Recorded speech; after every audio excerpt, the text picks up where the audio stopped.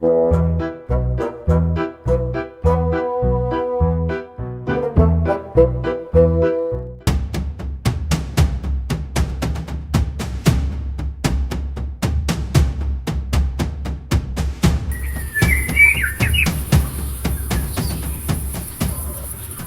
ప్రశాంతమైన భారత రాజ్యంలో ఒక జ్ఞానవంతుడైన దయగల రాజు నివసించేవాడు.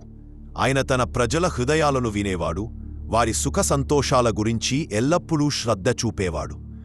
ప్రతి ఉదయం ఆయన గ్రామంలో నడుకుంటూ రైతులను, పిల్లలను, ముసలివారిని చిరునవ్వుతో పలకరించేవాడు. కాని ఆ వేసవిలో చిన్న సమస్య పెద్దదైంది. బావులు ఎండిపోవడం మొదలయ్యాయి, నదులు సన్నగా మారాయి. ప్రజలు ఆందోళన చెందారు. అందరికీ సరిపడా నీరు లేకపోయింది. రాజు ఈ నీటి సమస్య గురించి విన్నప్పుడు ఆయన తన రాజభవనంలో కూర్చొని ఆదేశాలు ఇవ్వలేదు. వెంటనే గ్రామ ప్రజలందర్నీ రాజచౌక్కి పిలిచాడు. నా ప్రియమైన ప్రజలారా, అన్నాడు రాజు, మనమంతా కలిసి ఈ సమస్యను ఎదుర్కొందాం.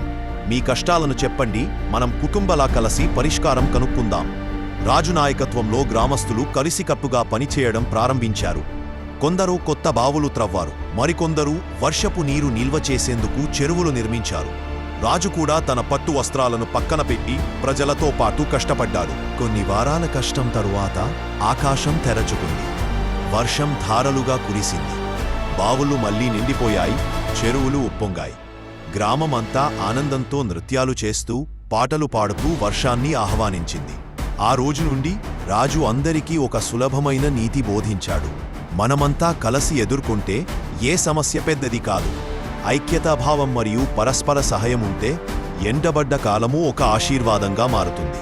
ఆ పాఠాన్ని ప్రజలు ఎప్పటికీ మరచిపోలేదు.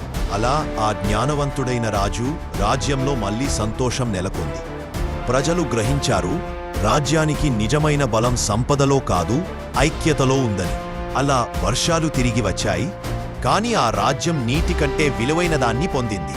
నిజమైన బలం బంగారం లేదా భవనాల్లో ఉండదు, కష్టకాలంలో కలిసి నిలబడటంలోనే ఉంటుందని వారు తెలుసుకున్నారు. అందరి చేతులు కలిస్తే కరువు కూడా కానుకగా మారుతుందని ఆ రాజు నిరూపించాడు.